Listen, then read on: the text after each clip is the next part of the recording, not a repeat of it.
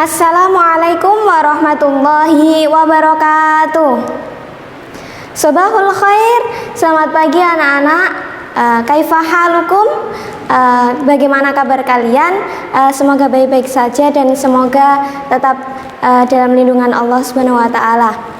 Baik, pada pagi hari ini kalian pasti bertanya, kenapa kok yang ngajar saya hari kemarin dan hari ini kok berbeda? Ya karena di sini saya sebagai mahasiswa IAIN Kudus ditugaskan untuk mengajar di MTS NU Nahdlatul Muslimin ini.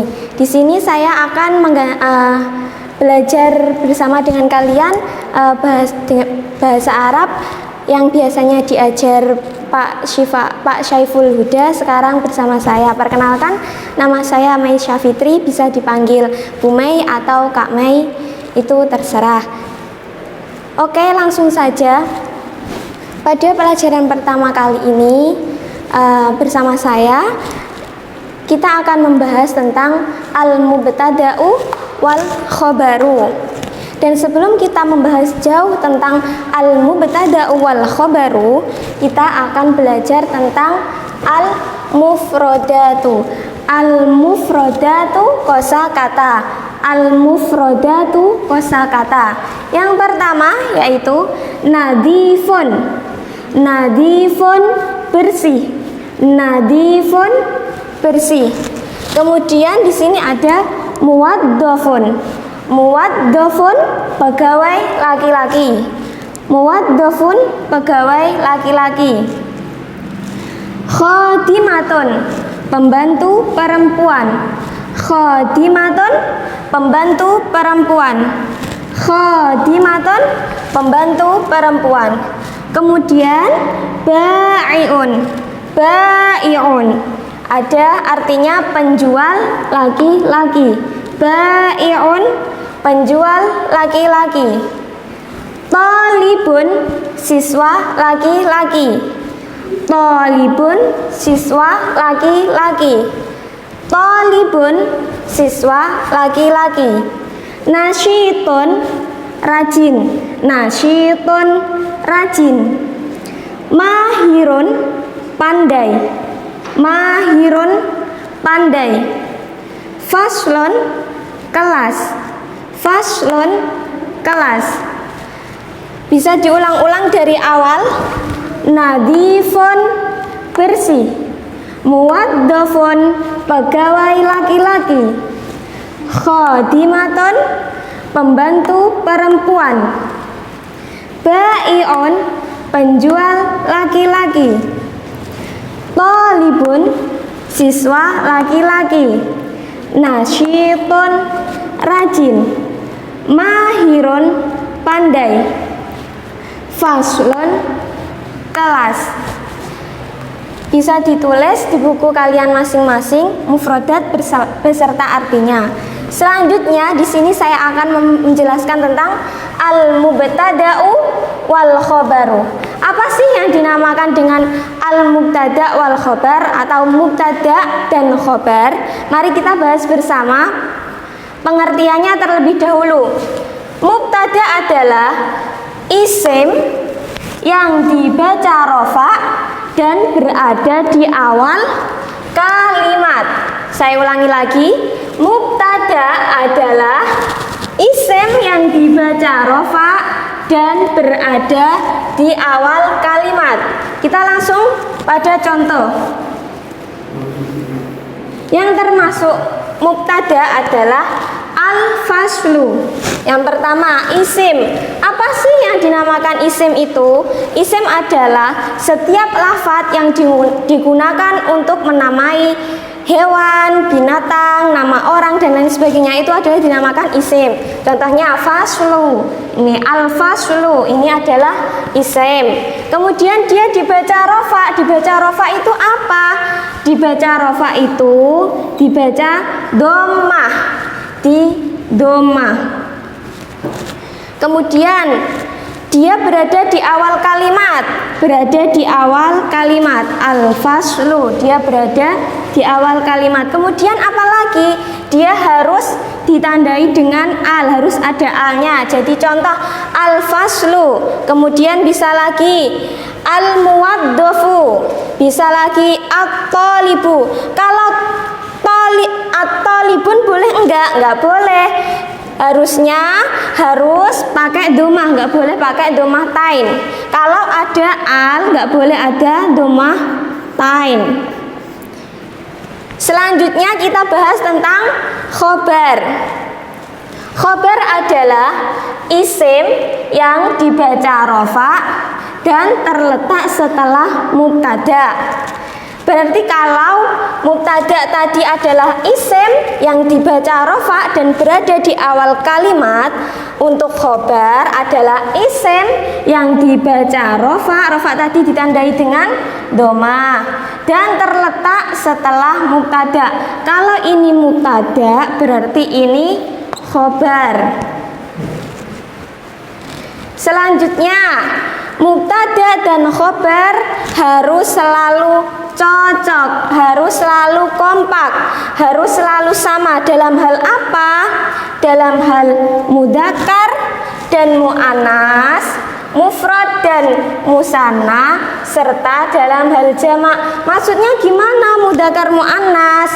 Mudzakkar muannas yaitu kalau mudzakkar itu laki-laki, kalau muannas itu perempuan.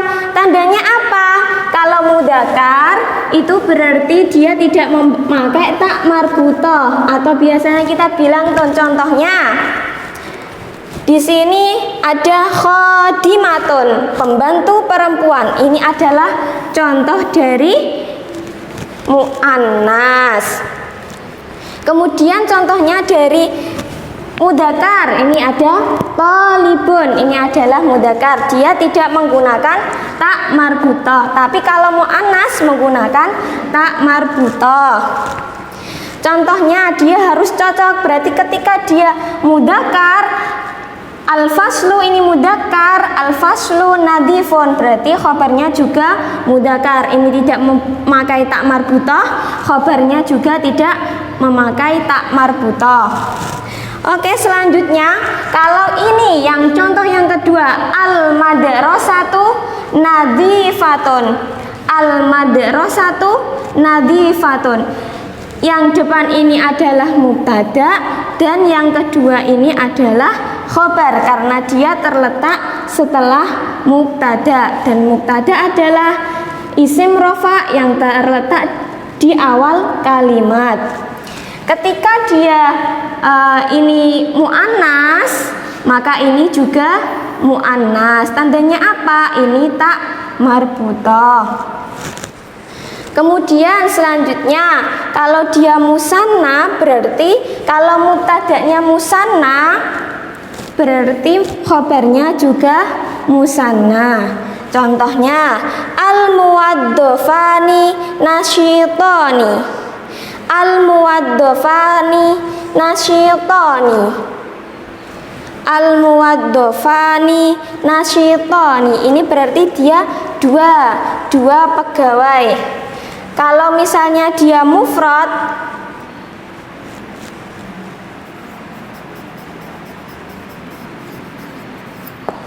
maka jika mubtada mufrad, maka khobarnya juga mufrad. Contohnya al-faslu nadhifun, ini berarti dia mufrad.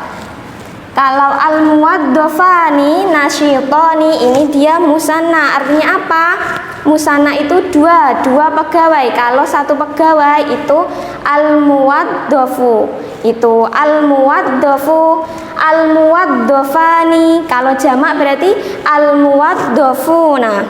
Kalau jamak berarti kalau mubtada jamak, khobarnya juga harus jamak. Contohnya al-muwaddafuna nasyituna. Ini jamak, berarti mubtadanya jamak, khobarnya juga harus jamak. Ini yang dinamakan mubtada dan khobar harus selalu cocok dalam hal mudzakkar, muannas, mufrad dan juga jamak. Tadi mufrad contohnya sudah ada al-faslu nadhifun. Kemudian musannanya ada al-muwaddofani nasyitoni. Terus kalau ada pertanyaan, ini kenapa nggak ada alnya? Kalau untuk nama orang tidak boleh dikasih alif lam. Tidak boleh dikasih alif lam. Kalau misalnya selain nama orang, isim selain nama orang itu boleh dikasih al, harus dikasih al, karena dia itu ma'rifat. Loh, kok ada ma'rifat? Ma'rifat itu apa yang dinamakan isim ma'rifat?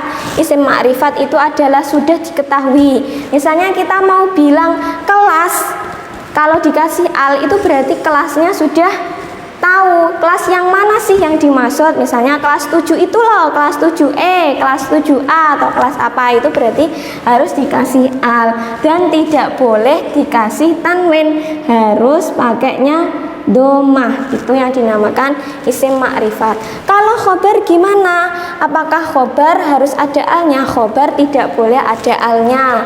Khobar harus berharokat domah tain, atau ini bisa disebut juga nakiroh, dia harus nakiroh. Kalau makrifat tadi tandanya dengan alif lam, kalau nakiroh tandanya dengan domah tain. Selanjutnya, kalian kalau buka LKS halaman 28 pengertian mubtada dan khobar, nanti kalian akan menjumpai ada ana tolibun, ana tilmidun, anta tilmidun, kayak gitu. Pertanyaannya mesti gini, kenapa itu tidak ada alnya dan tidak ada domahnya, tapi kok dibaca kok tetap mubtada? Ya itu karena ini termasuk isim domir. Kalau isim domir kayak ana, anta, anti, antuma, antun, itu semuanya termasuk mubtada, karena mubtada itu bisa berupa isim domir.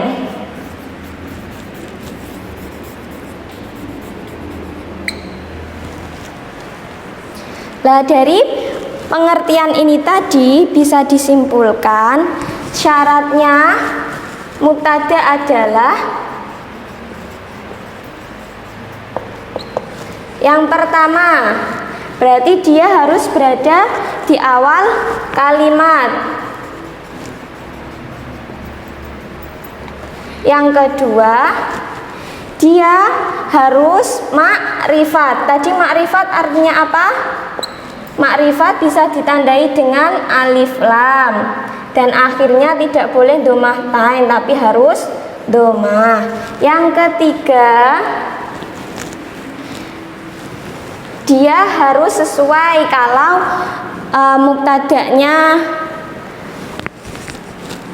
mubtada'nya tadi mu'annas, berarti nanti khobarnya juga mu'annas. Terus yang khobarnya gimana tadi?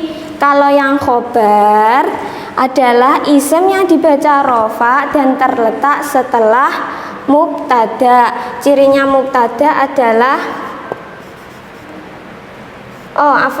cirinya khobar yang pertama adalah terletak setelah mubtada. Kemudian dia nakiroh, tidak boleh dikasih alif lam. Kemudian dia harus cocok dalam segi mudzakkar, muannas, mufrad, musanna, dan jamak. Contohnya al-faslu nadhifun, ini dia mudzakkar, ini khobarnya juga mudzakkar, mubtada'nya mudzakkar, ini khobarnya juga mudzakkar. Terus mu'annas, kalau mu'annas berarti al-madrasatu, mubtada'nya mu'annas, nadhifatun, khobarnya juga mu'annas. Terus selanjutnya ada mufrad. Kalau mufrad berarti al-faslu, berarti kelas 1 itu, kelas itu sudah dimaksud berarti pakai al. itu berarti dia mufrad. Al-faslu nadhifun, al-faslu nadhifun itu mufrad. Kemudian kalau ini al-muwaddofani nasyitani, al-muwaddofani nasyitani, berarti pegawainya ada dua, makanya dia dinamakan musanna. Al-muwaddofani ini sebagai mubtada dan nasyitani sebagai khobar. Jadi mereka harus cocok, harus kembaran terus. Selanjutnya di sini tadi ada al-muwaddofuna nasyituna. Al-muwaddofun sebagai mubtada, nasyitunya sebagai khobar. Terus yang aliyun ini sebagai mubtada, mahirun sebagai khobar. Selanjutnya ada contoh ana thalibun, ana sebagai mubtada dan khobarnya adalah thalibatun. Sampai sini bisa dipahami ya. Mungkin cukup itu penjelasannya, bisa ditulis di rumah dan bisa dipahami, bisa diputar kembali. Kalau ada yang tidak difahami bisa ditanyakan. Nanti ada 5 latihan yang harus kalian kerjakan dan jangan lupa absen. Cukup sekian dari saya. Ta'allamu, ta'allamu, ta'allamu, tetap belajar bil jiddi wal ijtihad, dengan sungguh-sungguh. Saya cukupkan. Assalamualaikum warahmatullahi wabarakatuh.